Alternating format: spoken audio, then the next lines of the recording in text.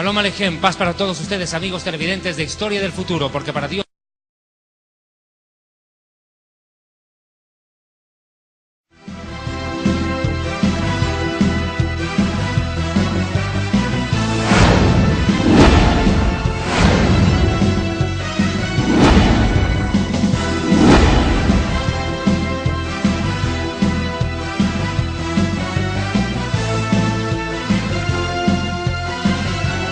Shalom Alejem, paz para todos ustedes, amigos televidentes de Historia del Futuro, porque para Dios el futuro es historia.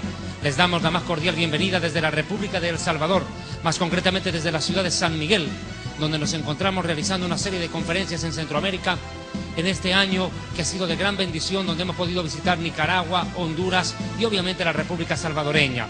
Hermanos, el programa de esta oportunidad es de impacto, no se lo puede perder. Les invito a quedarse en Historia del Futuro, porque para Dios el futuro es historia. Reciba este fuerte aplauso de nuestros hermanos aquí en El Salvador.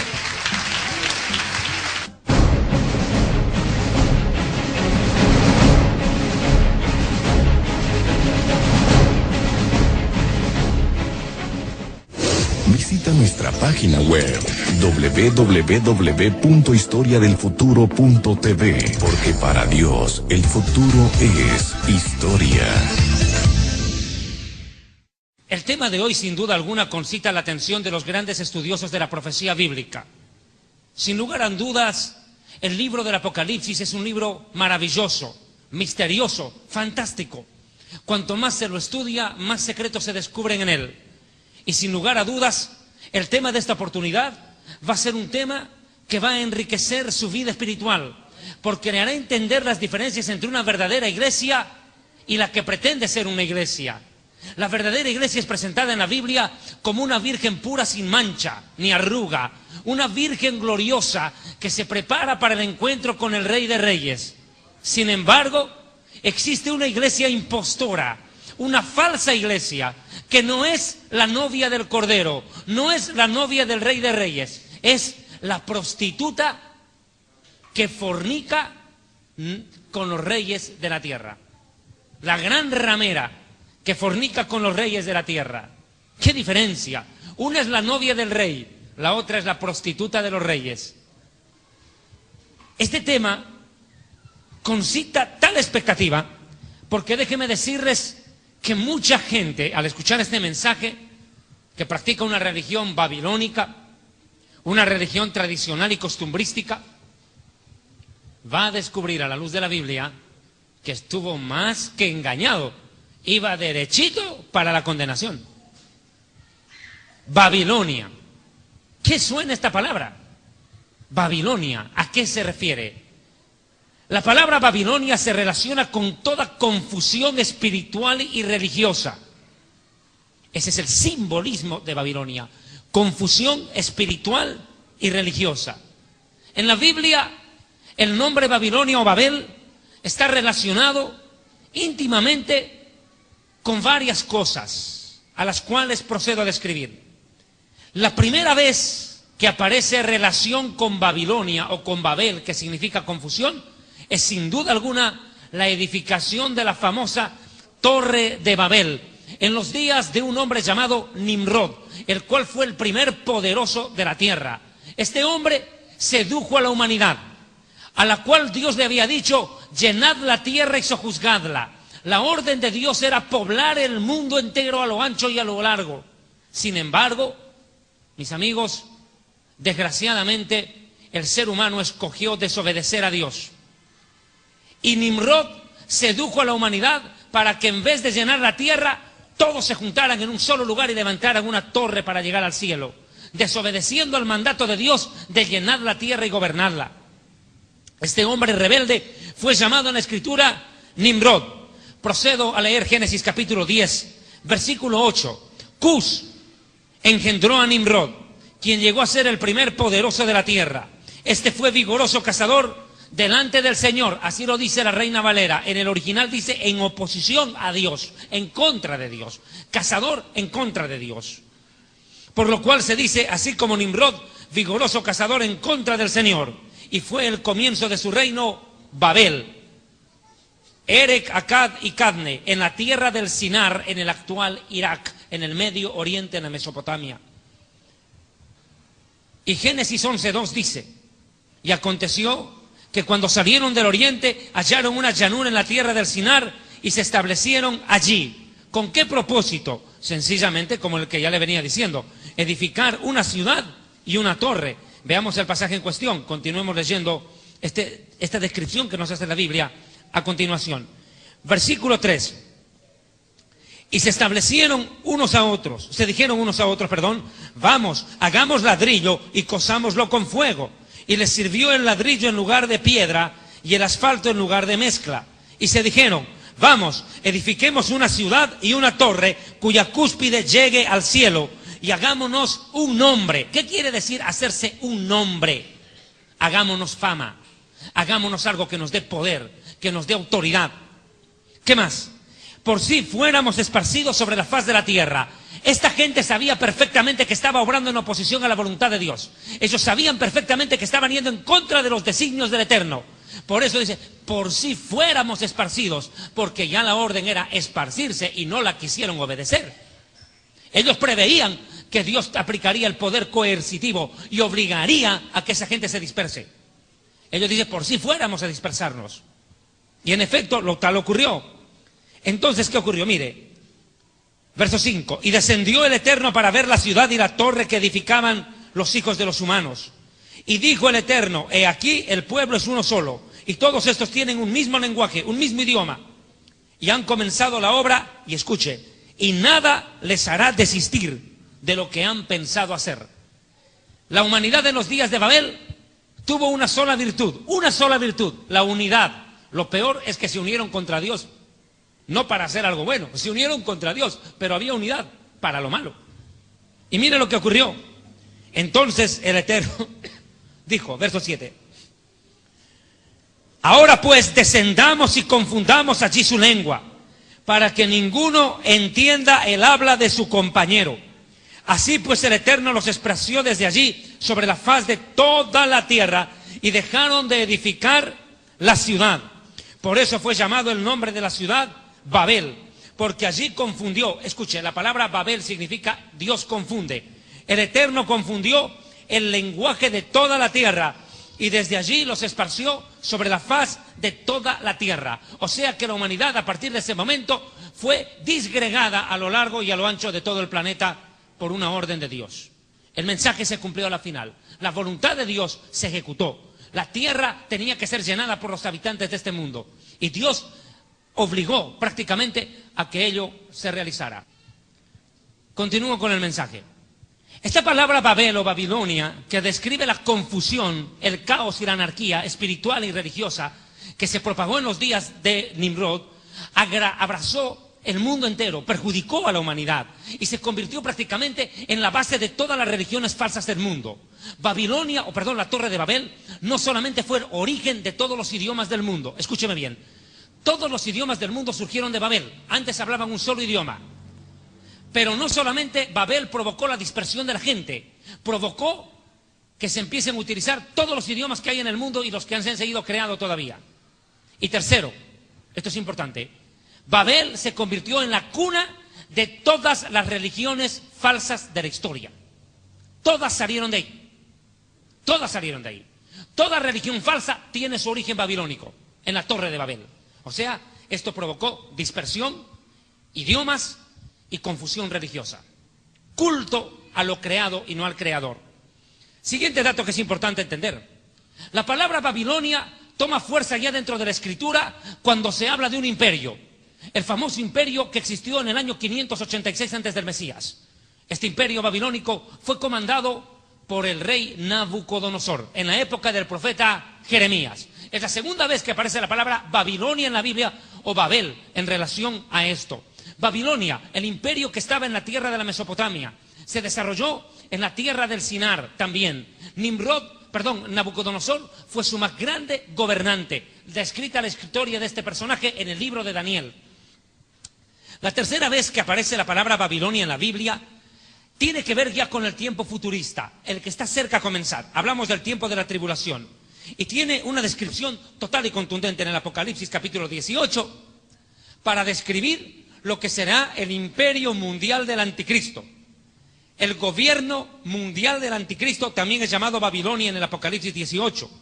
Curiosamente, la palabra Babilonia también es aplicada en el Apocalipsis capítulo 17, esta otra acepción de la palabra Babilonia, en el Apocalipsis 17 cuando describe la caída de las Torres Gemelas. Lo llama Babilonia, la ciudad que está a la orilla del mar y que sucumbe ante un incendio y una caída impresionante de polvo que cubre la ciudad, lo que se vio el 11 de septiembre del 2001. Es una figura espiritual de lo que ocurrió en las Torres Gemelas.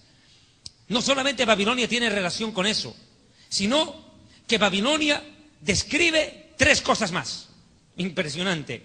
Babilonia es el nombre misterioso que le da la Biblia a la ciudad de Roma, y es de lo que voy a hablar enseguida. Además, no solamente esto, Babilonia representa todo culto idolátrico y pagano, diabólico en su creencia, pero sobre todo cosas, escúchame bien, Babilonia es descrito en la Biblia como el satanismo disfrazado de cristianismo. Esto es importante que me entienda. El satanismo disfrazado de cristianismo es conocido en la Biblia como Babilonia, porque mezcla lo diabólico, lo satánico, con algo de verdad de la Biblia y hace una mezcla, un sincretismo religioso. Este satanismo disfrazado de cristianismo en la Biblia es llamado Babilonia. Mis hermanos, hay mucho de relación en esto con el Imperio Romano, y entro a la parte histórica. El Imperio Romano tiene una gran importancia cuando uno habla acerca de Babilonia. El Imperio Romano de los Césares era un pueblo politeísta, adoraban a muchos dioses. Es más, el mismo César, el gobernador, era considerado un dios y era adorado.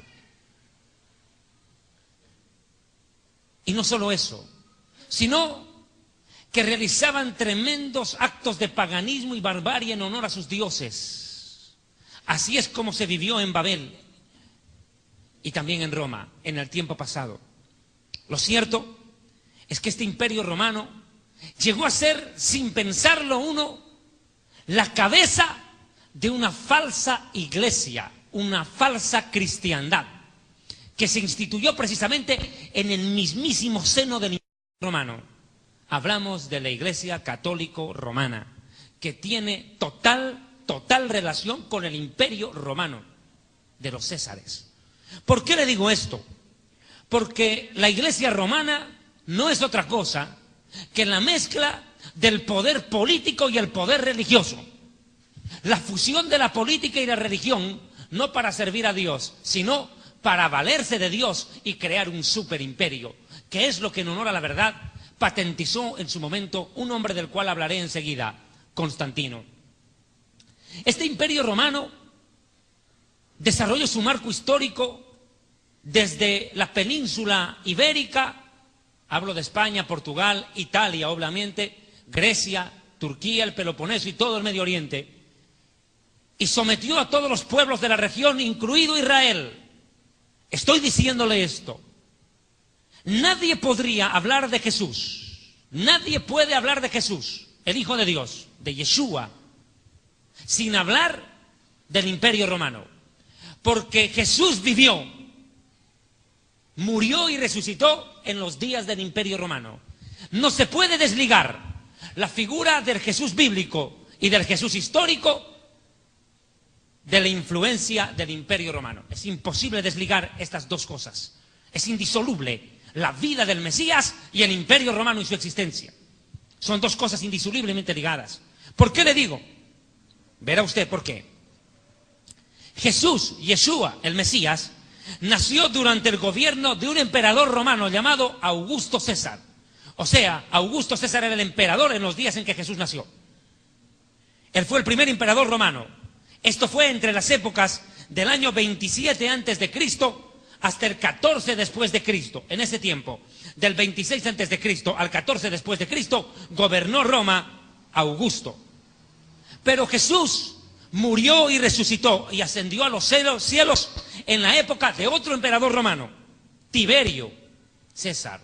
Tiberio, que gobernó el Imperio Romano entre el año 14 y 37 después de Cristo. Tiberio. O sea que Jesús vivió en la época de Augusto César, murió y resucitó en la época de Tiberio el César.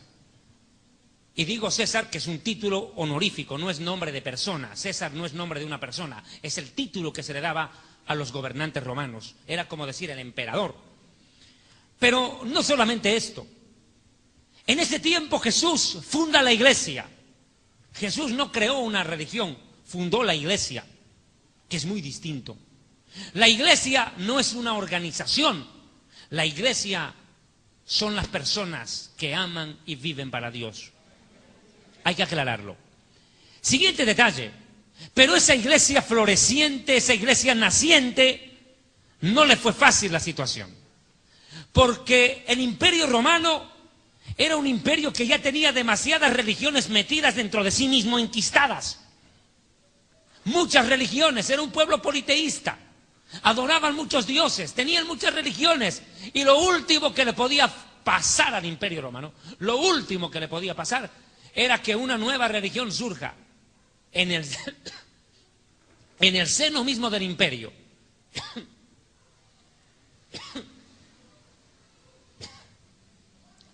Podía esto convertirse en una auténtica amenaza. Mire, pero eso es lo que ocurrió.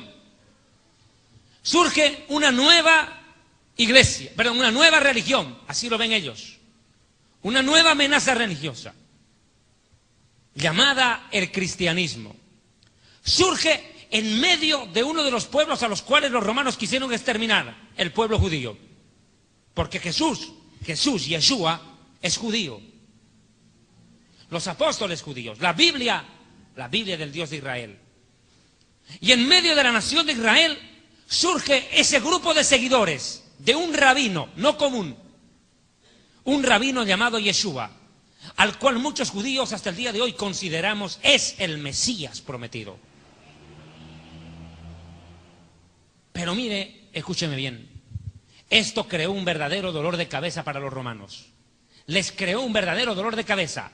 Es así que el Imperio Romano, como primera medida para paliar el efecto del surgimiento de esta nueva religión, ordena las masacres más sanguinarias de la historia contra los primeros discípulos de la iglesia. Y surge la figura de un maquiavélico personaje. ¿Por qué se les dice maquiavélicos? Maquiavelo, Nicolás Maquiavelo, escritor italiano, un perverso escritor. En remembranza a él, un perverso escritor que decía: el fin justifica los medios, una de sus frases favoritas. Otra de sus frases conocidas es: si no puedes con tu enemigo, únete a él. Maquiavelo. Maquiavélicos. Este maquiavélico gobernante romano fue Nerón. Surge en un momento en el cual la iglesia estaba tomando cuerpo.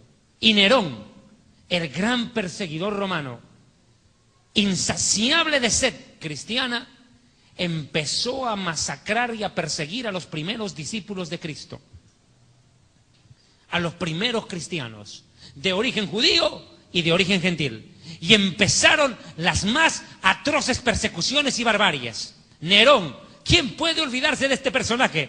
Fue capaz de incendiar, él mismo, hacer incendiar la ciudad de Roma y luego culpar a los cristianos del incendio para masacrarlos. Nerón, un terrible asesino. Pero no solamente fue él. Después de Nerón aparecieron otros, como Diocleciano y Contragano. Estos dos más fueron terribles perseguidores de la iglesia. Los capturaban y los quemaban vivos. Amarraban a los cristianos a los postes de la ciudad de Roma y les prendían fuego en vida en horas de la noche y los convertían en auténticas antorchas humanas. Masacres devastadoras que tuvo que soportar la iglesia a manos de estos césares romanos. Pero no todo quedó ahí. La situación no quedó ahí. No. Pasó el tiempo. ¿Y sabe cuál fue el efecto? Más cristianos mataban y más gente se convertía. Les salió el tiro por la culata. Y le voy a explicar por qué. La Biblia dice en el libro de los Romanos capítulo 10 que si creyeres en tu corazón que Jesús es el Señor, el emperador, el rey, el César, en pocas palabras, el que gobierna, escuche esto, Reconocer que Jesús es el Señor era un desafío al gobierno, porque no pueden haber dos señores en el mismo imperio, no pueden haber dos presidentes en el mismo país. Cuando alguien reconocía que Yeshua, Jesús, es el Adón, el Señor, en griego el Kyrios, el Señor, estaba desafiando a la autoridad política del imperio. En pocas palabras, era darle una cachetada en la cara al mismísimo emperador romano. O sea, reconocer que Yeshua es el Señor era desafiar al César y buscarse la muerte inmediatamente. Sin opción. No había salida. Entonces la palabra de Dios dice que si creyeres en tu corazón y confesares que Jesús es el Señor, serás salvo. Pero el problema pasa aquí por esto. Porque Mateo 7:21, Jesús presenta un caso bastante extraño, Mateo 7:21 al 24, cuando dice: no todo aquel que me confiese y diga Señor, Señor, entrará al reino de los cielos. La pregunta es ¿por qué no? Si ellos también están confesando que Jesús es el Señor. Y aquí está la diferencia, mi amigo. Que la palabra confesar para ser salvos en el idioma griego es una palabra que significa martureo, que significa mártir, el que confiesa con la vida, el que confiesa con acciones. Ese es el que se salva, el que confiesa con la vida, con el testimonio, quién es su Señor. ¿Me está entendiendo? Pero Mateo 7:21 al 23 dice Jesús: no todo aquel que me diga Señor. Y la palabra ahí no es martureo, es otra palabra en griego que significa bocón. No cualquier bocón que me diga Señor, Señor, va a ser salvo, ni entrará al reino de Dios. Sino el que haga, vea, acción, la voluntad de mi Padre. El que demuestre con su vida y sus acciones quién es su Señor y para quién vive. ¿Cuántos alaban a Dios?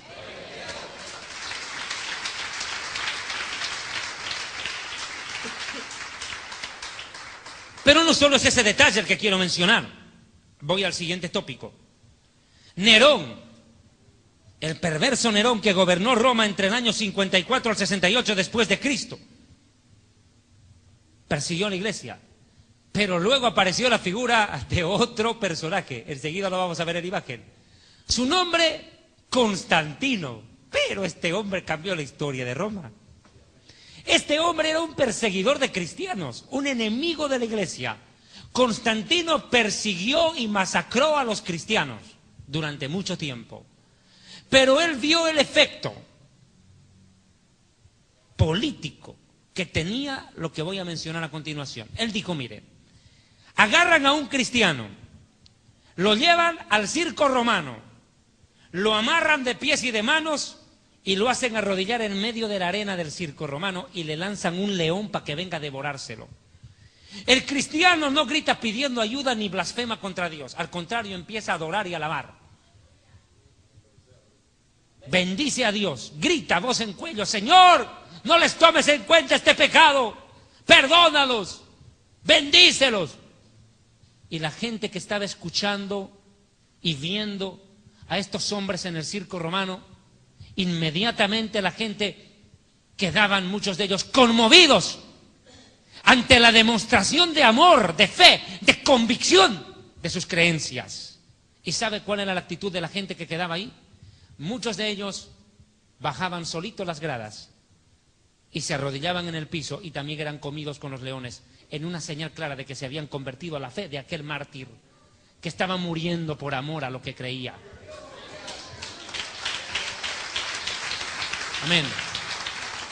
Sí, mi amigo, ¿por qué no cree usted que los circos romanos eran para que un predicador evangelista haga una campaña y luego diga a los que quieren aceptar al Señor pasen al frente a recibir al Señor y vamos a recoger una ofrenda? No, mi amigo, ahí iban a morir ellos como ofrenda.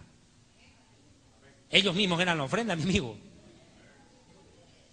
Y miles de personas, al ver la fe de estos hombres, mujeres, niños, jóvenes y ancianos valientes, que no le tenían miedo a la muerte, que como el mismo Pablo tuvo que morir en una guillotina, por amor a su fe, por amor a su Dios y por amor a su Mesías, miles se convirtieron, y en el afán de apagar la iglesia la hicieron crecer.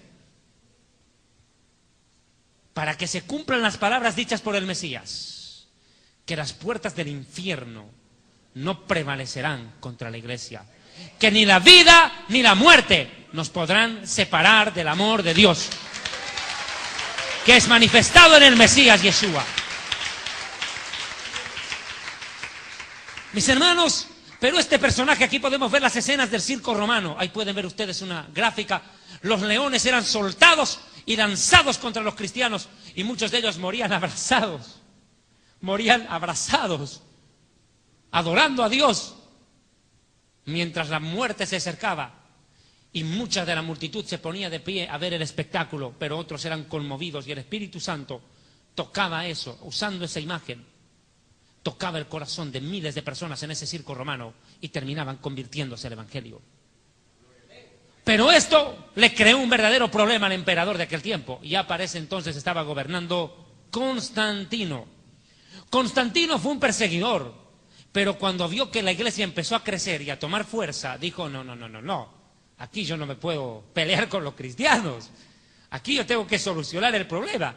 Y Constantino, habilidosamente, como un gran estratega político, un fantástico estadista, le brilló el ojo y se le iluminó el cerebro. Y Constantino dijo, no. Yo no puedo permitir que surja una nueva iglesia, una nueva religión, una nueva creencia, o llámese lo que se llame, que desafíe mi imperio, me lo divida en el imperio y yo me quedé fregado aquí, arruinado. Yo no lo voy a consentir.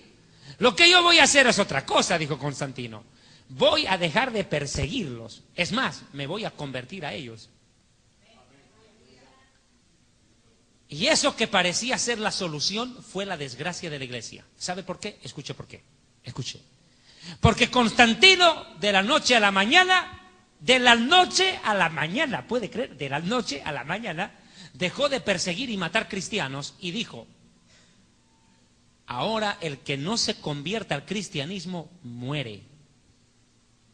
O sea, dejó de perseguir a los cristianos y empezó a perseguir a los otros, en nombre del cristianismo. ¿Y cuál fue el resultado? Que el imperio romano en su totalidad prácticamente se convirtió al cristianismo, pero no a un verdadero cristianismo. No aquel cristianismo que nace en el corazón nacido de nuevo cuando uno acepta a Jesús como su Señor y Salvador. No en ese cristianismo que nace en el corazón cuando el Espíritu Santo redarguye de pecado, justicia y juicio. No, mi amigo, este cristianismo falso y mentiroso fue creado no por el Espíritu Santo ni por Dios, sino por un emperador ambicioso que no quería que el imperio se le divida. O sea que la gente se convierte al cristianismo en Roma por imposición, no por conversión del Espíritu Santo. No porque el Espíritu Santo le redarguyó de pecado, sino porque la gente tenía peligro y tenían miedo de morir. Ahora los perseguidores se habían convertido en perseguidos. Y es más, Constantino hace otra buena. Constantino dice, muy bien, ahora yo ya soy cristiano, me he bautizado, soy parte de la iglesia, y ordeno que todos sean cristianos y el que no quiera convertirse muere, pero encima Constantino hace algo terrible, terrible. ¿Sabe qué hizo Constantino? Lo siguiente. Yo, Constantino, en pocas palabras, dijo él, no solamente seré el gobernante del Imperio Romano, yo soy el líder de esta iglesia. Ay. O sea, que no solamente fusiona la religión con la política, sino que él agarra todo el poder y dice, todo esto es mío. El poder político ya lo era, ahora con esta nueva creación que hice, obligando a que todos se vuelvan cristianos, ustedes también me obedecen a mí. Yo soy líder religioso de ustedes y político de ustedes. Fusiona la religión y la política y crea lo que se vino a llamar en la historia el Sacrosanto Imperio Romano. Una obra de hombre, no del Espíritu Santo. Creó una institución poderosísima que hasta el día de hoy sigue andando en la historia y tiene su centro en Roma, en el Vaticano. Constantino entonces se convierte ya no solo en el líder político del imperio, no, ahora Constantino se convirtió en el líder religioso de una supuesta iglesia cristiana, de la supuesta novia del Cordero. Y no hizo otra cosa que crear un verdadero monstruo llamado Iglesia Católica, Apostólica y Romana. Un monstruo, y enseguida se va a dar cuenta por qué. Constantino. Y se inventaron luego la historia de la cual hablaré más adelante, de que Pedro había sido el primer papa. Bueno, desde ya le voy diciendo algo. Pedro se murió sin enterarse que lo nombraron papa. Ni se enteró. Porque Constantino apareció en el año 300 y Pedro murió antes del año 100. Ya había muerto. Pero esta iglesia falsa, esta ramera a la cual la Biblia describe de esas palabras, tiene un contexto teológico profundo, y es de lo cual estamos desarrollando su programa Historia del Futuro, porque para Dios el futuro es historia desde la República del Salvador acá en Centroamérica. Yo quiero invitarles a que ustedes tengan la amabilidad de ir al libro del Apocalipsis capítulo 17. Estudiaremos qué dice la Biblia sobre esta gran prostituta, gran ramera. Apocalipsis capítulo 17. Si usted desea, la página 219 del libro Historia del Futuro, donde por cierto aporto bastantes datos históricos que van a ser de gran importancia también en este mensaje. Vino entonces uno de los 7 ángeles que tenían las 7 copas y habló conmigo diciéndome: ven acá y te mostraré la sentencia contra la gran prostituta, contra la gran ramera, la que está sentada sobre muchas aguas, con la cual han fornicado los gobernantes, los reyes de la tierra, y los moradores de la tierra se han embriagado con el vino de su fornicación. ¿De quién habla? ¿Quién es esta mujer misteriosa que aparece en el Apocalipsis 17? Sin lugar a dudas, es una prostituta, pero de marca mayor. Una gran prostituta, la gran ramera. Lo dije al comenzar el mensaje. Pablo presenta en las epístolas a la iglesia como una virgen pura. Una iglesia gloriosa, sin mancha ni arruga, que se prepara para estar en las bodas del Cordero con el Rey. Para entrar a la casa del Rey. Es la novia del Rey. La verdadera iglesia es la novia del Rey. Pero esta es una prostituta que fornica con los reyes de este mundo, de la tierra. Y por eso no es casual, mi amigo, que esta gran ramera de la cual estamos viendo imágenes tenga algo característico. Notará usted por qué la Biblia dice que fornica con los reyes de la tierra. Usted vaya a la capital de la república suya, El Salvador, y verá en San Salvador que cerca al Palacio del Gobierno tiene que estar la catedral. Vaya a cualquier país, a cualquier localidad o pueblo, por pequeño que fuera, en nuestra América Latina o en Europa y en muchos países también del África, y verá que junto al Palacio de Gobierno está el cura, la catedral, el poder religioso, fornicando lo político con lo religioso. La gran ramera que fornica con los reyes de la tierra, desobedeciendo claramente lo que Jesucristo dijo en Mateo capítulo 22, verso 21-22. Cuando le dijeron a Jesús, ¿se acuerda ese famoso episodio? Cuando se acercan los fariseos y los saduceos para tentarle y le dicen: ¿cómo es? ¿Pagamos impuesto al César o no? Y Jesús les dice: deme una moneda. Le pasan la moneda y dice: ¿de quién está figura? Del César. Y Jesús responde y dice: pues den al César lo que es del César y a Dios lo que es de Dios. Al César lo que es del César y a Dios lo que es de Dios.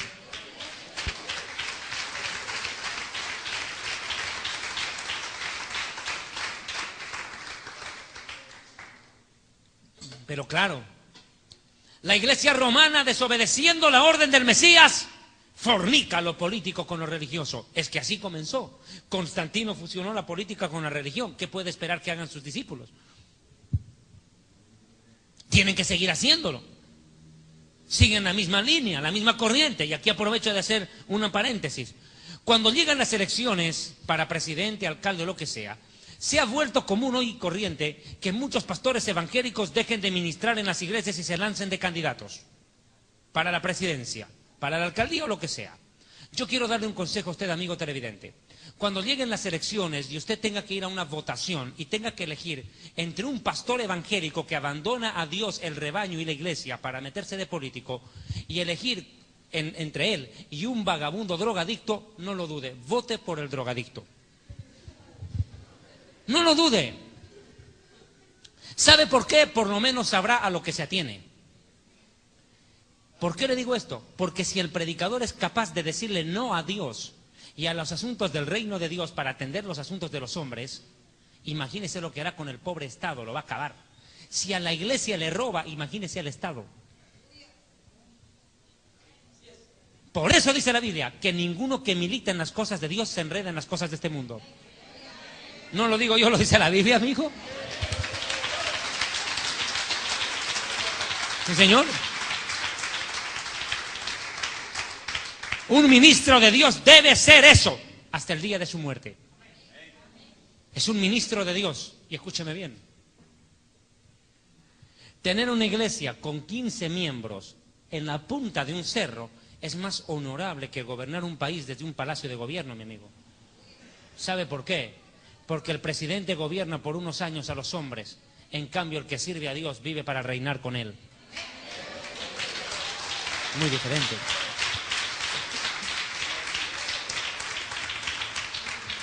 Esta prostituta dice que embriagó a los moradores de la tierra con el vino de su fornicación.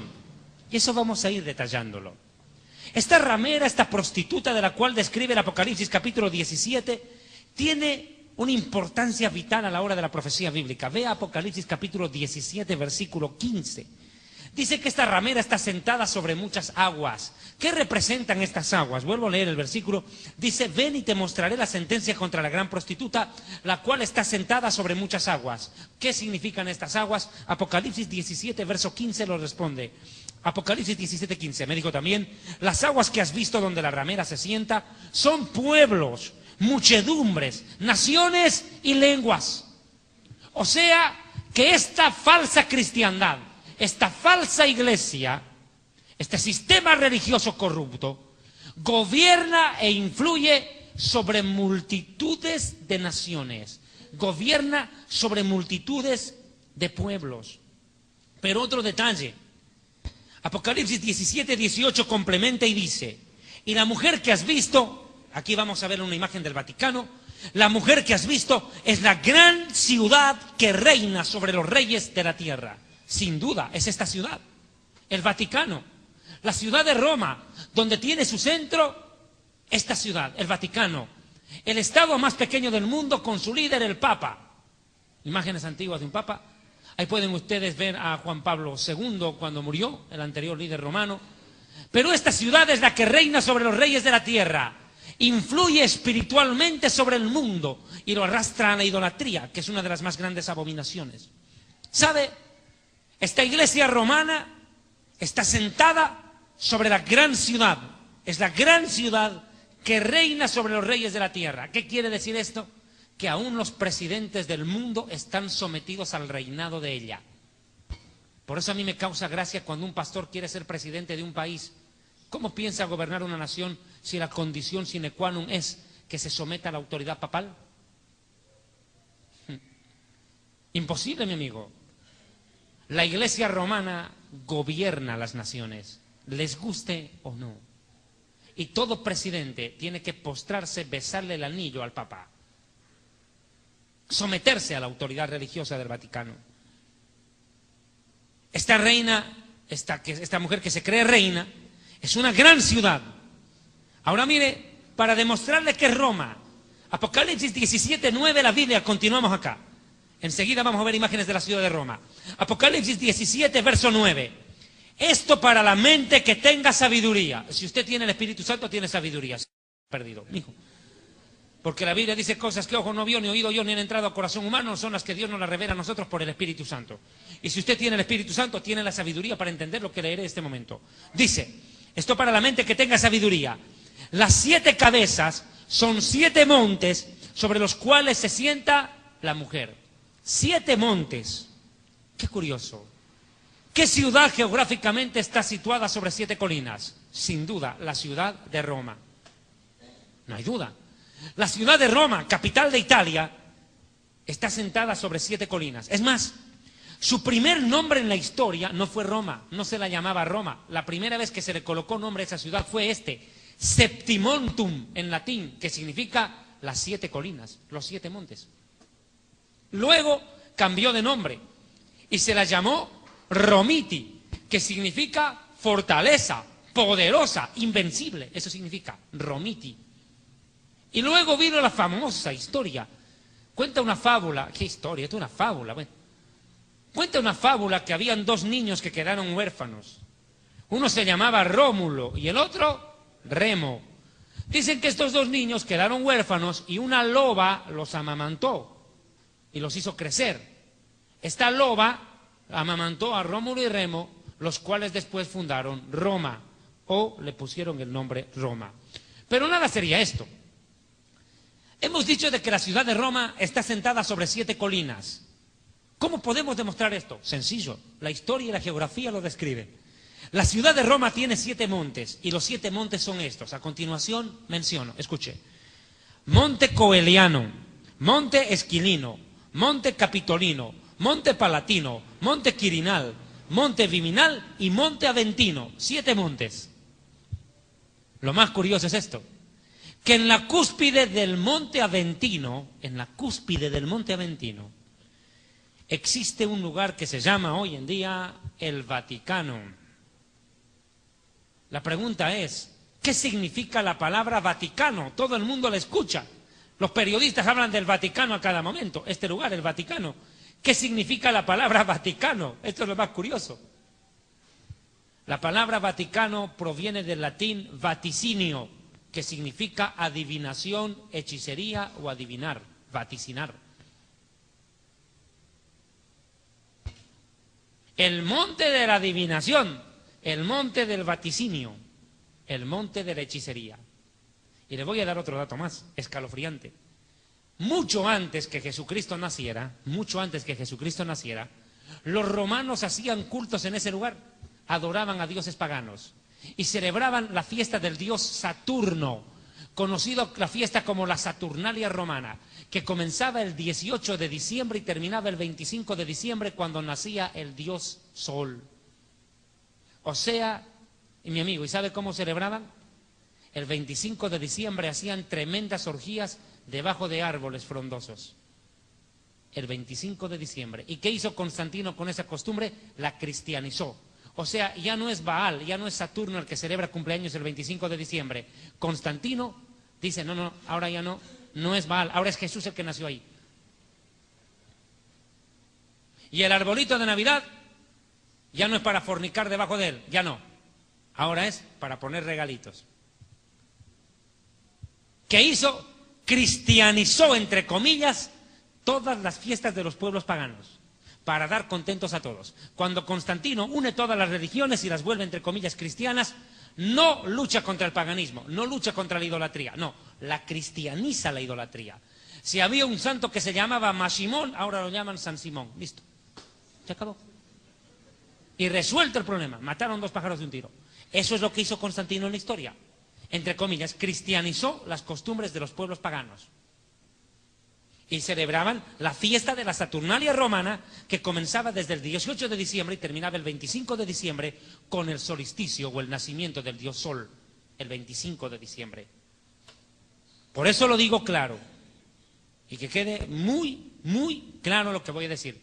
Ningún cristiano evangélico nacido de nuevo puede celebrar Navidad. El que lo haga no es un hijo de Dios, es un pagano idólatra. Es un pagano. Nunca nació de nuevo. Sigue tragando fábula. Y el pueblo perece por falta de conocimiento. Y ahora no puede decir que no conocía. Y si no le gusta estudiar, pues se arruina, mi amigo. Lo cierto es que Rómulo y Remo fueron los primeros reyes de Roma. Volviendo al tema. La ciudad de Roma está sentada sobre 7 colinas. Por eso es bien llamada en la historia Septimontum. Pero dentro de una de estas colinas no solamente está el Vaticano conlleva algo más. Enseguida vamos a ver la famosa Basílica de San Pedro, seguramente en imágenes. Mire, allí, en la cúspide del Monte Aventino, está el Vaticano. El centro de la fe católica. Pero el Vaticano, ¿qué es? ¿Es un barrio de Roma? ¿Será un barrio residencial de la ciudad de Roma, capital de Italia? No, mi amigo. El Vaticano no es otra cosa que un Estado, un país con toda la organización política, social, económica que pueda tener cualquiera. Es un Estado en todo el sentido de la palabra. Es más, el Vaticano, esta es la Santa Sede, lo que se llama la Santa Sede para el mundo católico, la Basílica de San Pedro. Mire, el Vaticano es una nación, así en pocas palabras, es un país en todo el sentido de la palabra. Ahora escuche, ¿cuánto de extensión tiene el Vaticano? Escuche, 44 hectáreas. Es el país más pequeño del mundo. Y su presidente es Benedicto XVI. Y los ministros son los cardenales.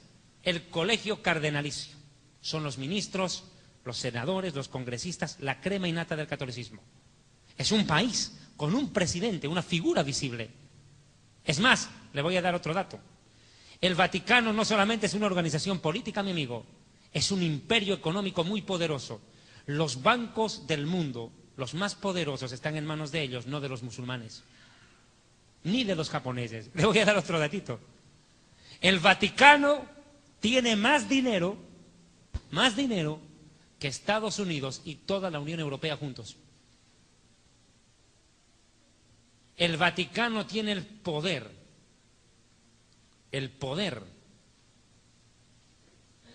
de pagar la deuda externa de todos los países pobres del mundo, mi amigo. Y le voy a dar una demostración. Ponga cuidado acá. Búsqueme, por favor, la imagen de Juan Pablo I. Hubo un hombre que se llamó Juan Pablo I. ¿Quién fue este personaje? Fue elegido papa en la década de los 60, me parece. Juan Pablo I fue elegido papa de la Iglesia Romana. ¿Y qué pasó? Una vez que lo nombraron papa a este personaje, Juan Pablo I,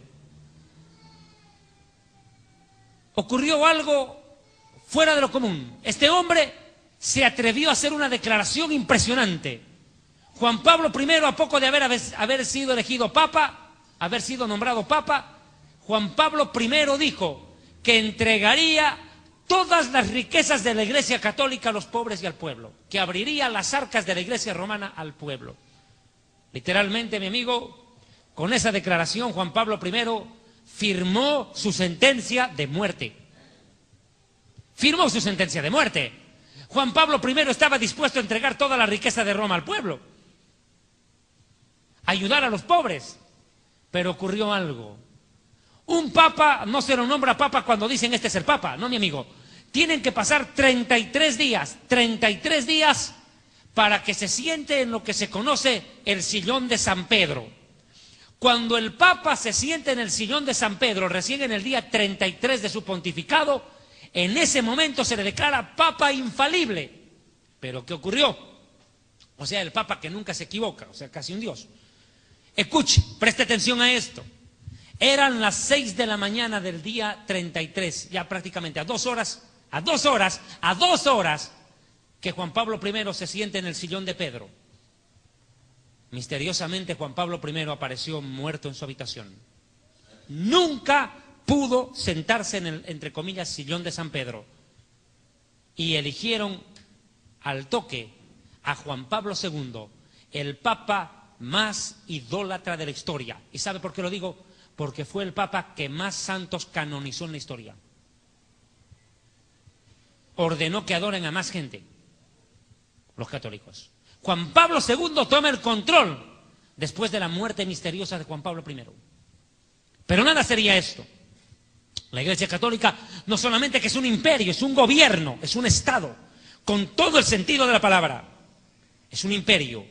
Ahora voy a hablar acerca del Vaticano como imperio. La Ciudad del Vaticano es un país independiente, el más pequeño del mundo. Fue fundado en el año 1929 como Estado. Como Estado es reconocido a partir de 1929, cumpliendo así los términos del Tratado de Letrán y ratificados en época del gobernador emperador italiano Benito Mussolini. Siguiente detalle. A partir de 1984 el Tratado de Letrán fue reemplazado por un nuevo concordato que, como su antecesor, reconocía la absoluta soberanía de la Santa Sede dentro del Estado de la Ciudad del Vaticano. Mis hermanos, a partir de ese mismo momento, el Vaticano se ha convertido en el Estado, en el país más poderoso del mundo. De eso téngalo por hecho. Ahora, esta ciudad, Roma, y el Vaticano, que reina sobre los reyes de la tierra, es sin duda alguna la mujer de la cual describe el libro del Apocalipsis en su capítulo 17. Pero hay algo de detalle en este Apocalipsis que quiero mencionar. Vamos al Apocalipsis capítulo 18, versículo 3, por favor me acompaña. 18:3 de Apocalipsis, vamos. Dice, porque todas las naciones han bebido del vino del furor de su fornicación. Y los reyes de la tierra han fornicado con ella, y los mercaderes, los comerciantes de la tierra, se han enriquecido de la potencia de sus deleites. Una característica común de esta ramera es que utiliza vino y un cáliz de oro. Enseguida describo precisamente lo que es esta imagen.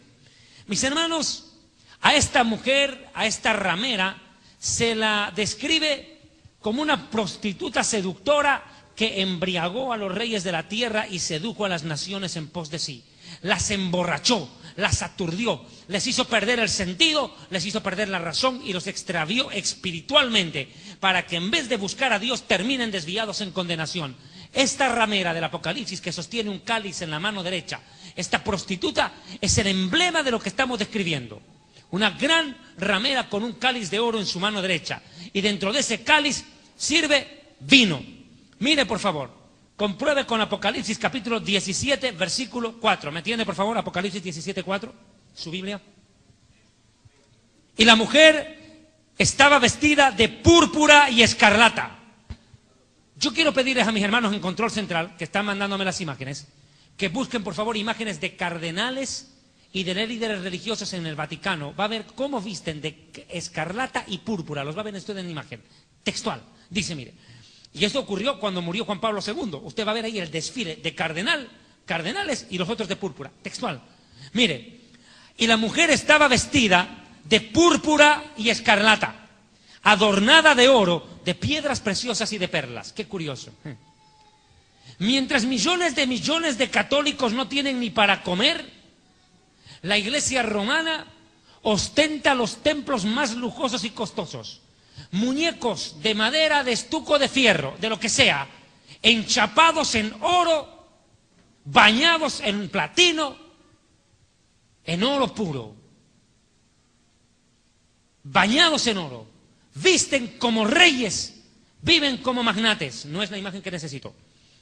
Mire, esta mujer vestía de púrpura y escarlata. Solamente basta ver el colegio cardenalicio y van a ver ustedes cómo vestían estos sacerdotes. Y tenía en la mano un cáliz de oro lleno de abominaciones y de la inmundicia de su fornicación. Qué curioso. Pregunto, si es de que uno no está entendiendo el mensaje, ¿cuál es la religión que utiliza cáliz de oro con vino en su religión, en su rito? Más claro. Religión que utiliza cáliz de oro con vino en su religión, en su liturgia. No hay otra que la Iglesia romana. Utiliza el cáliz de oro. Pueden mandarme imágenes arriba, por favor, estén más atentos. Cáliz de oro lleno de las abominaciones, inmundicia y vino de fornicación. Apocalipsis 17:2. Con la cual han fornicado de los reyes de la tierra, y los moradores de la tierra se han embriagado con el vino de su fornicación. O sea que maneja un cáliz de oro en la mano derecha y carga vino. Literal, la Eucaristía. Ahí está, mire, textual, visten de escarlata, tal cual el Apocalipsis lo describe. Visten de escarlata, y si usted ve otra imagen, va a ver otros sacerdotes que visten de púrpura. Literal, enseguida vamos a ver la imagen, seguramente están preparándonos. Agradecemos a los hermanos que nos están cooperando desde Control Central. Ahora mire, otro detalle. Viste de púrpura y escarlata. Y utilizan, ¿verdad?, el cáliz de oro. Y embriagan con vino. ¿Tenemos una imagen más, por favor?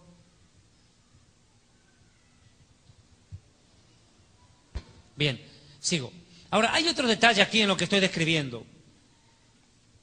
Ellos presentan una doctrina de la cual no es que yo me quiera burlar, pero en honor a la verdad es un chiste. Cuando los católicos están celebrando el momento de la hostia, la Eucaristía o lo que lo llaman, ocurre un fenómeno que es una ridiculización de la muerte y resurrección de Jesús. Es una ridiculización. Según los curas católicos, cuando uno come la hostia y la masca, literalmente está comiendo el cuerpo de Jesús. O sea, estamos hablando del Dios galleta. ¿Entiendes? El Dios galleta. Y que cuando ellos toman el vino en el cáliz, literalmente están tomando la sangre de Jesús. O sea, nos volvemos, según ellos los católicos, se vuelven vampiros, toman sangre. Pero esto es verdad. Esto se conoce como la doctrina de la transubstanciación. ¿Qué es esta doctrina? Según la Iglesia Católica Romana, en el momento en que el sacerdote entrega la hostia a los labios de la persona mastica, come literalmente a Jesús e ingiere la sangre de Jesús. El pan se vuelve cuerpo de carne y hueso y sangre, y literalmente pues el vino se vuelve sangre por arte de magia. Por eso le digo, el Dios galleta. Por magia se convierte el cuerpo en la hostia en cuerpo. Esto es lo que la Biblia enseña. No, mi amigo, la Biblia no enseña eso. Cuando una iglesia evangélica realiza la Santa Cena, no practica esto. No es lo que se enseña y se cree, la transubstanciación. Lo que se enseña es la consubstanciación. ¿Qué es eso? Consubstanciación. Que el pan de la Santa Cena no es el cuerpo de Jesús, sino que representa el cuerpo. Y que cuando se ingiere el fruto de la vid, acá podemos verlo, vea el cáliz de oro, y que cuando ingiere el vino o el jugo de la vid, lo que está ingiriendo no es la sangre de Jesús, está tomando un vino o un jugo de uva que representa la sangre de Jesús. Eso es la consubstanciación. Ahora mire el cáliz de oro, el vino y la hostia. Lo más curioso de la hostia es lo siguiente. Pocos católicos se habrán dado cuenta del detalle. En cada hostia, en ese pancito blanco, existen 3 letras grabadas. La I, la H y la S. ¿Qué significan esas 3 letras que aparecen selladas en cada hostia? El nombre, las iniciales de 3 dioses falsos. Isis, Horus y Semiramis. 3 dioses paganos. 3 dioses falsos. Isis, Horus y Semiramis. Sellado en la hostia. Todas las hostias traen eso. La pregunta ¿es esto lo que el Señor instituyó? Definitivamente no. Mis amigos, en la Santa Cena, la Iglesia hace memoria del sacrificio del Señor. Hacemos memoria, pero no es que nos lo comemos a Jesús. ¿Sabe por qué? Porque Hebreos capítulo 10, verso 12 al 14 dice: pero el Mesías, habiendo una vez ofrecido para siempre con un solo sacrificio por los pecados, se ha sentado a la diestra de Dios. De ahí en adelante esperando hasta que sus enemigos sean puestos por estrado de sus pies. Porque con una sola ofrenda hizo perfectos a todos los santificados para siempre. O sea, no es que Jesús muere en cada misa, en cada vez que lo comen, como los católicos presentan. No, Él hizo un solo sacrificio y nosotros lo que hacemos es recordarlo, no sacrificarlo cada misa, porque lo que hace el cura es sacrificar a Jesús a cada rato. Esto es falso, porque Jesús dijo claramente en Juan 19:30, consumado es, se acabó, no hay más sacrificio. Él ya hizo el sacrificio, fue su sangre y su cuerpo, una vez y para siempre, molidos por nuestros pecados, para que por sus llagas fuéramos curados. ¿Cuántos alaban a Dios? Den un aplauso al Señor.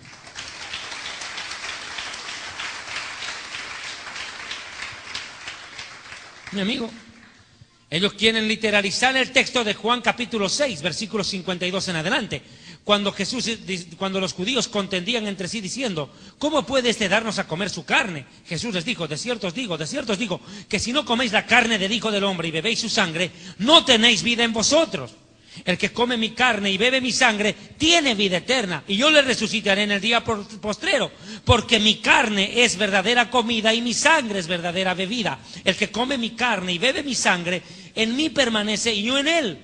Como me envió el Padre viviente y yo vivo por él. Asimismo, el que me come, él también vivirá por mí. Claro, Jesús está hablando de su propio sacrificio. Está dando un simbolismo. Pero no está diciendo que Jesús va a morir en la cruz y nos va a dar un pedacito, a ti la uña, a ti la piel, a ti el tendón y todos a comer. No es canibalismo lo que él estaba predicando. Estaba dando una explicación alegórica a su muerte y resurrección, así como fue la del Cordero de la Pascua, que se comía el cuerpo asado del Cordero, asado, con vino, como en la Pascua judía. Pero ahora mire, aquí hay una descontextualización. Más fácil hablar portugués. Deliberada por parte de la Iglesia romana, tratando de justificar lo injustificable. Porque la Biblia nunca bajo ninguna circunstancia acepta la doctrina romana, pues 1 Corintios capítulo 11, verso 23 al 26 dice, pues yo recibí del Señor lo que también os he enseñado, que el Señor Jesús la noche que fue entregado, tomó pan y habiendo dado gracias lo partió y dijo, tomad y comed, este es mi cuerpo que por ustedes es partido, haced esto en memoria de mí.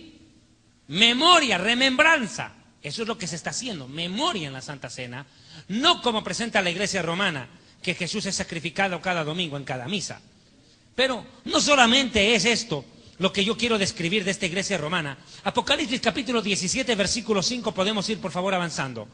Y en su frente un nombre escrito, un misterio. ¿Qué nombre tiene esta ramera? ¿Quién es para identificarla? Hemos dicho que está sentada sobre 7 montes. Hemos dicho que gobierna sobre las aguas que representan muchedumbres de pueblos. Es una ciudad que gobierna sobre los reyes de la tierra, pero tiene un detalle más. No solamente que lleva un cáliz de oro con vino, utilizado en sus ritos religiosos. Otra pista más que nos da, no solamente que viste de púrpura y escarlata. No, ahora nos da otro dato más. Para entender quién es esta misteriosa mujer, lo dice en el verso 5. Y en su frente un nombre escrito, un misterio. Babilonia, que significa confusión. La grande, no cualquier cosa, la jefa de las jefas, la grande, la madre de las prostitutas, la madre de las rameras y de las abominaciones de la tierra. Qué curioso. La falsa cristiandad que tiene su centro en Roma se llama así, Santa Madre Iglesia Católica, Apostólica y Romana. Ellos mismos se llaman Santa Madre. Y aquí de santa no le dice nada, le dice ramera, no santa. Ella dice que es una Santa Madre, aquí le dice gran ramera. ¡Qué terrible! Ella se presenta como una Santa Madre. Mi amigo, una frase popular dice, todos los caminos conducen a Roma, pero a mí qué me importa llegar a Roma. Hay un solo camino al cielo y es Jesucristo.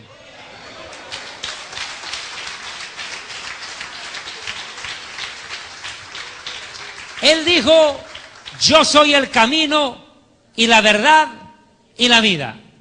Nadie viene al Padre sino por mí, sino por mí. Y todo aquel que a mí viene, yo no le echo fuera.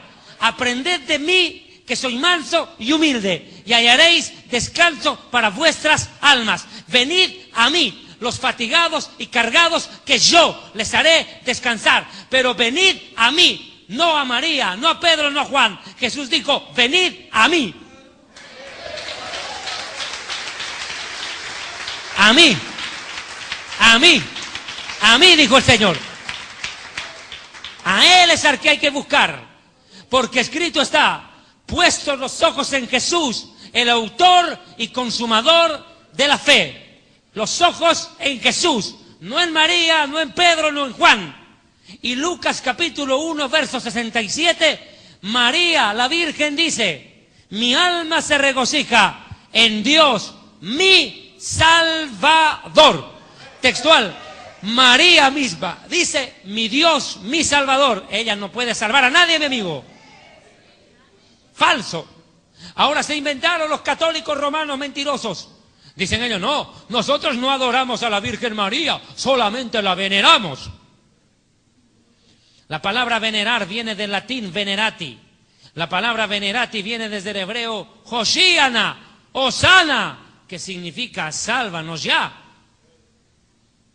En pocas palabras, sí, los católicos le están pidiendo a María que les salve y están equivocados, porque no existe otro nombre debajo del cielo dado a los hombres en el cual podamos ser salvos. Solo Jesucristo salva, la Virgen no. Solo el Hijo de Dios, la Virgen no. Los católicos romanos tienen su centro en Roma y en el Vaticano. La partida de nacimiento de todo católico, nazca donde nazca, es remitida una copia hasta el Vaticano. O sea que todo católico tiene dos nacionalidades, por si no lo sepa. El católico salvadoreño tiene nacionalidad aquí y tiene nacionalidad en el Vaticano. Y su presidente es el Papa. Por si no lo sepa. Pero eso no es otra cosa que una imitación de lo que Dios ofrece en la Biblia a los creyentes. Porque nuestra ciudadanía no está en la tierra, no está en Roma, sino en el reino de los cielos. En el reino de los cielos. De donde también esperamos a nuestro Señor y Salvador Jesucristo. Nuestra ciudadanía, mi amigo, está en el cielo, no en la tierra. Porque en la casa de mi Padre muchas mansiones hay y la casa del Padre está arriba, no en Roma, ni siquiera en Jerusalén. Es más, si usted cree que Roma es la religión oficial, si usted cree que Roma es la ciudad santa, se equivocó, mi amigo, se equivocó. Porque cuando Jesucristo regrese, no regresará a Roma, regresará a Jerusalén. Y otro dato, la Biblia dice que la Jerusalén de arriba, dice Gálatas, la cual es libre, es madre de todos nosotros. Nuestra madre patria no es Roma, mi amigo, sino la nueva Jerusalén. ¿Cuántos alaban a Dios?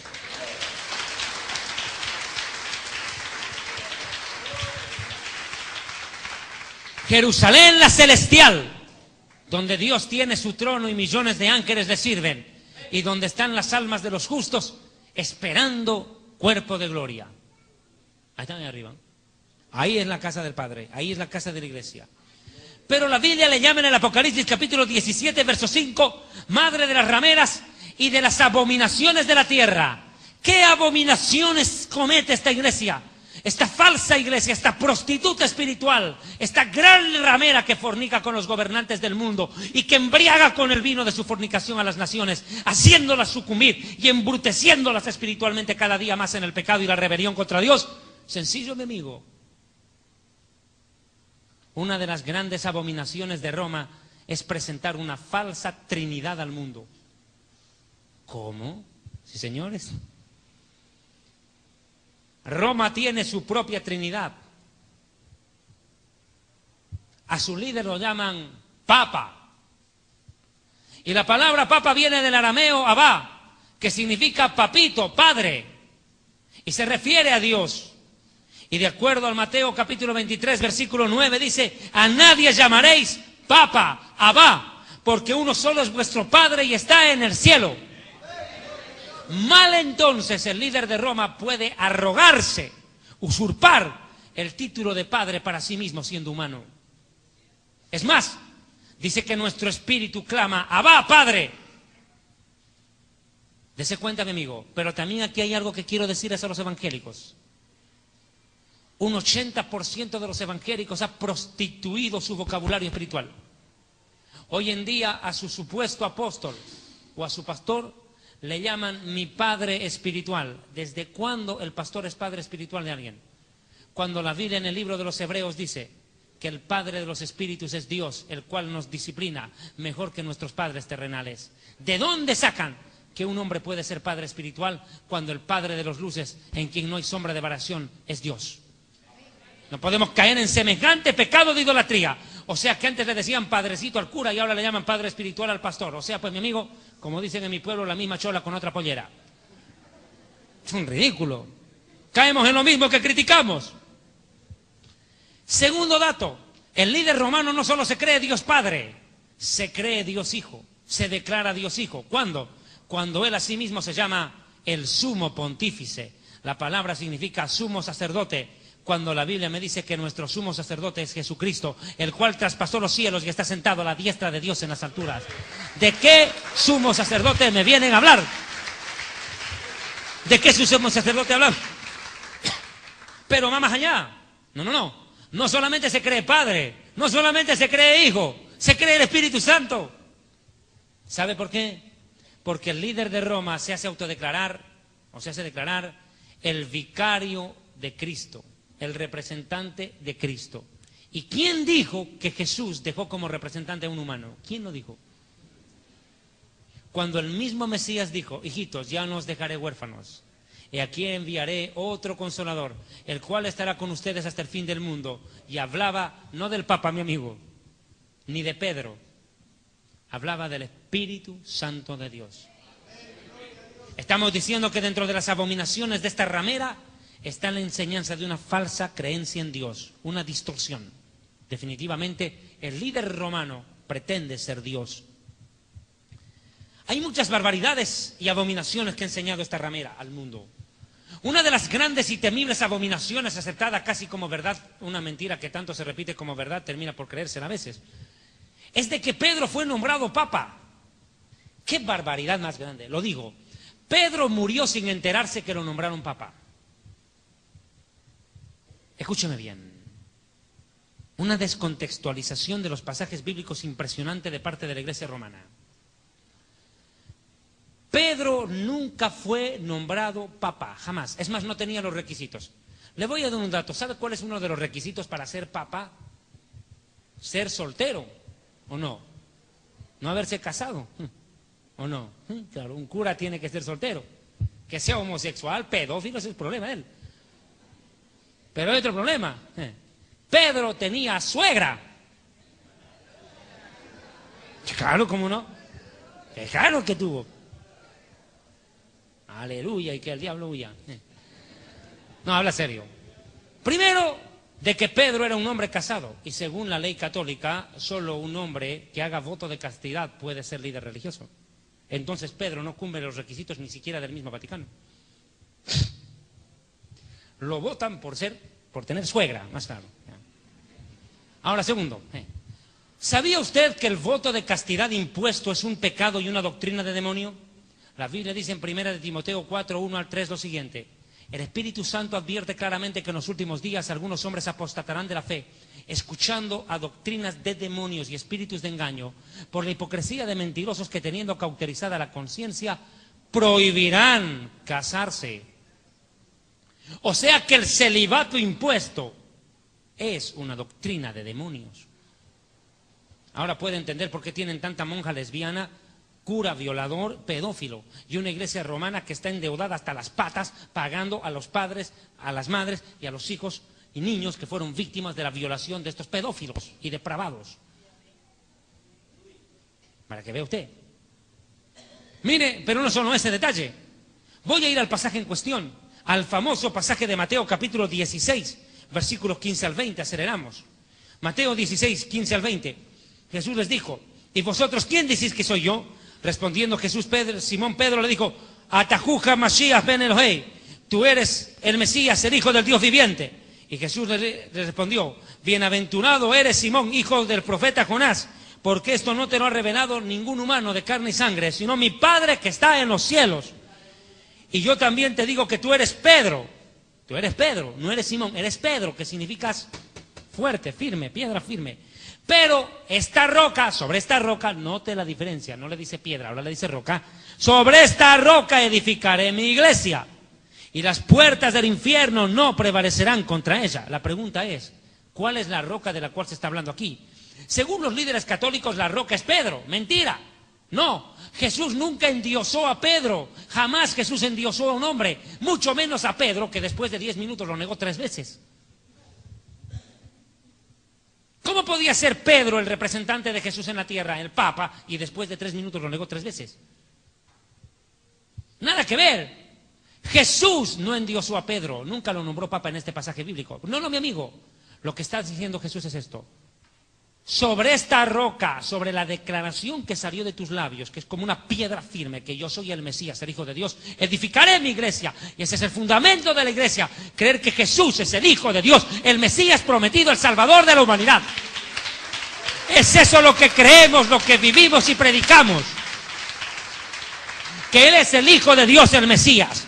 Esa es la roca sobre la cual se asienta la fe de la iglesia y contra la cual el enemigo no va a poder vencer. El diablo y el infierno no podrán contra la gran verdad de que Jesús es el Hijo de Dios. Es esa la roca sobre la que se fundamenta la fe de la iglesia. No Pedro, sino lo que Pedro acababa de decir. La gran revelación que ni siquiera la tuvo Pedro, porque Pedro fue el revelado. No, fue el Padre que se la dio a Pedro. Dice, bienaventurado eres, porque esto no te lo reveló ningún filósofo, teólogo romano. Te lo reveló mi Padre que está en el cielo. Y esa revelación venida del Padre es la roca sobre la cual la iglesia se sustenta. Escuche, la revelación venida del Padre es la roca sobre la cual la iglesia se fundamenta. No Pedro, sino lo que Pedro dijo por revelación del Padre. No hay que mezclar las cosas, mi amigo. Es más, preguntémosle a Pedro si se consideraba papa. Vea, Primera de Pedro capítulo 2, versículo 4. Pedro lo niega. Primera de Pedro 2:4, acercándonos a Jesús, piedra viva, desechada ciertamente por los hombres, mas para Dios escogida y preciosa, o haciendo remembranza a la profecía del rey David, que la piedra que los edificadores desecharon era la cabeza del ángulo, hablando del Mesías, fundamento de la fe, pilar de la fe. Y preguntémosle al apóstol Pablo si creía que el Vaticano o el Papa era la cabeza de la iglesia o la piedra. No, Primera de Corintios 10:4, Pablo dice, y todos bebieron de la misma bebida espiritual, porque bebían de la roca espiritual que los seguía, y la roca era Cristo. Definitivamente, mis hermanos, este mensaje toma trascendental importancia, porque enseguida voy a entrar ya a la parte conclusiva del mismo. Quiero mencionar los siguientes datos que me parecen importantes y coherentes hacerlo. Esta iglesia romana no solamente viste de púrpura y escarlata, no solamente utiliza un cáliz de oro con vino, utiliza perlas preciosas, no solamente utiliza una hostia, no solamente está en el Vaticano, una ciudad de 7 montes, y tampoco queda en que sea una iglesia que predica dominaciones. No, mi amigo. Es la madre de todas las creencias cristianas falsas, por eso le llama la madre de las rameras, de todas las creencias espirituales cristianas prostituidas y falsas, así como el G12, la teología de los apóstoles, del neoapostolado, de estos pseudoprofetas de la prosperidad, que no son otra cosa que hijos de la ramera. Es más, le voy a dar un dato. Usted nunca va a ver en la boca, nunca va a escuchar en la boca, mejor dicho, de estos predicadores de la prosperidad, de estos pseudoapóstoles de la prosperidad, usted nunca va a escuchar un mensaje condenando la idolatría de Roma. ¿Sabe por qué? Porque nunca estos apóstoles morderían la mano al patrón que les da de comer desde Roma, mi amigo. Por eso estos nunca predican del arrebatamiento y nunca predican contra la idolatría de Roma. ¿Sabe por qué? Porque hijos de la ramera son. Beben de los senos de la misma prostituta.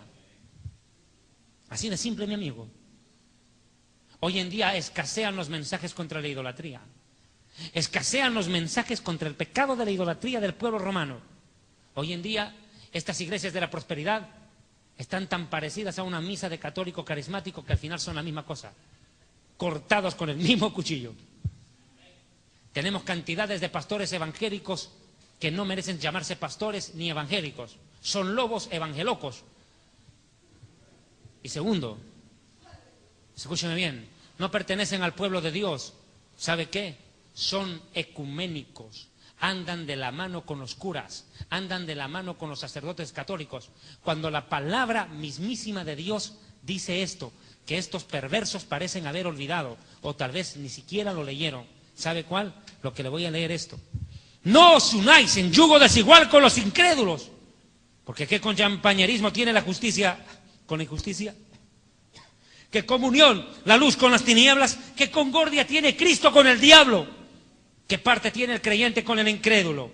¿Qué acuerdo hay entre Dios, el templo de Dios, y los ídolos? ¿Qué acuerdo hay? Y sin embargo usted puede ver hoy en día a pastores evangélicos, cantantes pseudocristianos evangélicos, agarrados de las manos en eventos con sacerdotes católicos, bailando y cantando al mismo son y la misma cumbia. En pocas palabras, son hijos de la ramera. No son parte del pueblo de Dios, son hijos de la ramera. En pocas palabras, decirles hijos de ramera es literal. Mire usted, ramera espiritual. Pero otra de las cosas por las cuales la iglesia romana será juzgada por Dios en el tiempo final de la historia es de lo que voy a mencionar a continuación. La iglesia romana no solamente surge con Constantino, poniendo fin a las persecuciones contra los cristianos, y convirtiendo al cristianismo a todo el imperio. No, no, no. Ahora ya no, mi amigo. A lo largo de la historia, la iglesia romana ya como institución es culpable de la muerte y la masacre de millones de nuestros hermanos. En lo que se conoce como la famosa Inquisición, cuando agarraron a los que llamaban herejes. ¿Quiénes eran los herejes? Los que elegían no someterse al Papa. ¿Y quiénes eran ellos? Los protestantes, los evangélicos. Masacraron a millones de nuestros hermanos. Cruz por delante los masacraron, a punta de espada. ¿Y sabe qué dice la Biblia en el Apocalipsis 17:6? Y vi a esta mujer, ebria de la sangre de los santos. Y como dice mi amigo el pastor Antonio Bolaínez, algo interesante menciona él en una conferencia. Escuche lo que dice Bolaínez. Vi a la mujer ebria de la sangre. No dice que estuviera manchada de sangre. No, no, no. Esta mujer no se manchó de sangre. Se la bebió la sangre de los santos. Se emborrachó. Ella embriagó con vino de fornicación a los reyes de la tierra y a las naciones. A las naciones y a los reyes les dio vino, pero ella se tomó la sangre de los santos. ¡Qué terrible! Cuando yo escuché predicar esto al doctor Bolaínez me quedé estremecido. Ebria de la sangre de los santos y de la sangre de los mártires de Jesús. Y cuando la vi quedé asombrado con gran asombro. Apocalipsis 18:24. Y en ella se halló la sangre de los profetas y los santos y de los que han sido muertos en la tierra. ¿Sabe qué? Esta ramera, esta prostituta espiritual, esta satánica imagen del cristianismo, popularizada desde Roma, hoy en día sigue matando al pueblo de Dios. Tal vez no físicamente, aunque tal vez sí. Pero hoy en día, a través de sus agentes encubiertos, de líderes católicos, preparados deliberadamente y luego introducidos dentro de iglesias evangélicas como si fueran convertidos al evangelio, están destruyendo y minando la doctrina y la sana fe del pueblo de Dios. Déjeme decirle algo, hay miles de pastores evangélicos que nunca se convirtieron al evangelio. Fueron preparados en las aulas de las iglesias romanas para infiltrarse en iglesias evangélicas y prostituir el mensaje de la salvación y distorsionar. Una prueba, el G12. Nace en el seno mismo de la iglesia romana, infiltrada por un infiltrado, César Castellanos. Un auténtico católico, disfrazado de evangélico. Pero sigo con el tema. Pero llega la hora del juicio para esta ramera. Apocalipsis 18, 20, 21. Alégrate sobre ella, cielo, y vosotros, santos apóstoles y profetas, porque Dios ha hecho justicia en ella. Y un ángel poderoso tomó una piedra, como una piedra de molino, y la arrojó en medio del mar, diciendo, con el mismo ímpetu será derribada Babilonia, la gran ciudad, y nunca más será encontrada. ¿Cuál es el fin de la ciudad de Roma? Desaparecer del mapa, mi amigo. En los días del anticristo ocurrirá esto. Escuche. La iglesia romana en principio se aliará con el anticristo, pero luego el anticristo incendiará Roma, de acuerdo a las profecías de la Biblia. Apocalipsis capítulo 17, versículos 7 y 8 dice, y me dijo el ángel, ¿por qué te asombras? Yo te diré el misterio de la mujer, la ramera, y de la bestia, el anticristo que la trae, la cual tiene 7 cabezas y 10 cuernos. Los 10 cuernos son los 10 gobernantes que apoyarán al anticristo. Los 10 cuernos son los 10 gobernantes que ayudan al anticristo. Vea, que se alían. La mujer viene sobre la bestia. ¿Qué quiere decir? Que la iglesia católica y el sistema religioso corrupto que profesa se va a parapetar sobre el anticristo en principio. Van a hacer una alianza los dos. El poder del anticristo y la iglesia romana se van a fusionar. como siempre, prostituyéndose con los reyes de la tierra, y va a querer prostituirse con el mismo anticristo, pero le va a salir el tiro por la culata. Mire por qué. La bestia que has visto era y no es, y está para subir del abismo e ir a la perdición. Habla del anticristo. Y los moradores de la tierra, aquellos cuyos nombres no están inscritos en el libro de la vida desde la fundación del mundo, se asombrarán viendo a la bestia, el anticristo, que era, no es y será, el anticristo. Ahora mire, esta bestia, el anticristo, va a formar alianza con la ramera. Se van a unir. Se van a unir. Vea, Apocalipsis 17:12. Y los 10 cuernos que han visto son 10 reyes que aún no han recibido reino. Van a gobernar en la época del anticristo. Pero por una hora recibirán autoridad como reyes juntamente con la bestia, el anticristo. Estos tienen un mismo propósito. Entregarán su poder y autoridad a la bestia. O sea que los 10 líderes políticos del mundo se unen al anticristo y el anticristo está unido a Roma. Unido a Roma. Pero luego estalla lo impensado. El anticristo cambia de posición, da un giro, 180 grados. Y el anticristo, escuche bien, ordenará que todas las religiones, creencias, filosofías y doctrinas desaparezcan de la tierra y que nadie rinda culto y honor a no ser que a él mismo. Y el anticristo ordenará que aún la Iglesia Católica, la Mormona, Testigos de Jehová, musulmanes, budistas o todos desaparezcan y todas se unan a adorarlo a él. Por eso dice la Biblia, y lo adoraron todos los moradores de la tierra, sin importar la religión. Todos lo adorarán. Escrito está, 2 de Tesalonicenses 2.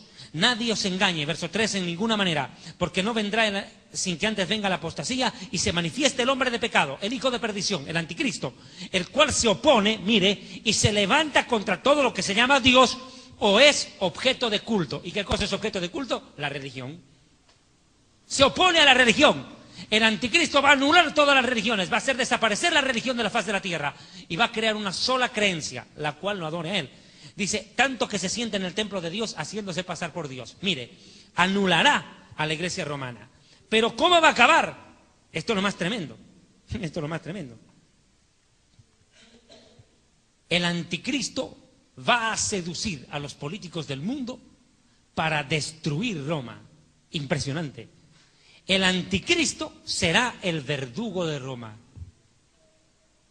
La ramera del Apocalipsis fornica con los gobernantes de la tierra desde que nació. Y va a fornicar con el último rey, el anticristo. Y ese la destruirá. Vea por favor Apocalipsis 17:16. Y los 10 cuernos que visten la bestia, los 10 líderes que apoyan al anticristo, estos aborrecerán a la ramera, van a odiar a la iglesia romana, y la dejarán desolada y desnuda, y devorarán sus carnes, y la quemarán con fuego. Porque Dios ha puesto en sus corazones ejecutar lo que Él quiso, ponerse de acuerdo y dar su reino a la bestia, hasta que se cumplan las palabras de Dios. O sea, van a incendiar, por favor, imagen acá, van a incendiar la ciudad de Roma. La van a incendiar Roma. Es más, lo complemento con Apocalipsis 18:9-10. Y los reyes de la tierra que han fornicado con ella y con ella han vivido en deleites, llorarán y harán lamentación sobre ella cuando vean el humo de su incendio, parándose lejos por el temor de su tormento, diciendo, ¡ay, ay de la gran ciudad de Babilonia! La ciudad fuerte, Romiti en latín, fuerte, poderosa. Porque en una hora vino tu juicio. Verso 17. Porque en una hora han sido consumidas por el fuego tantas riquezas. Vea usted, se incendia Roma. La pregunta es, ¿por qué Dios permite que Roma sea incendiada en esos días? Porque en aquellos días el pecado de Roma alcanzará hasta la presencia de Dios de tal manera que Dios acabará con esto. Apocalipsis capítulo 18, verso 4. Y oí una voz del cielo que decía, salid de en medio de ella, pueblo mío, para que no seáis partícipes de sus pecados, ni recibáis parte de sus plagas. Si usted es católico y usted ama a Dios, pero nunca leyó una Biblia, debe leer la Biblia y escapar de allí. Debe salir de allí. Ahora escuche, porque sus pecados han llegado hasta el cielo, y Dios se ha acordado de sus maldades. Dadle a ella como ella os ha dado, pagadle según sus obras. En el cáliz que ella preparó bebida, preparadle a ella el doble. Cuanto ella se ha glorificado y vivido en deleites, tanto dadle de tormento y llanto. Porque ella dice, yo estoy sentada como una reina, y no soy viuda, y no verá llanto. Pero en un solo día vendrán sus plagas, muerte, llanto, hambre, y será quemada por fuego. Porque poderoso es Dios que la juzga. Y otro ángel del cielo siguió diciendo, ha caído Babilonia, la gran ciudad, ¿Y sabe por qué? Porque se ha convertido en una guarida de demonios, albergue de todo espíritu inmundo.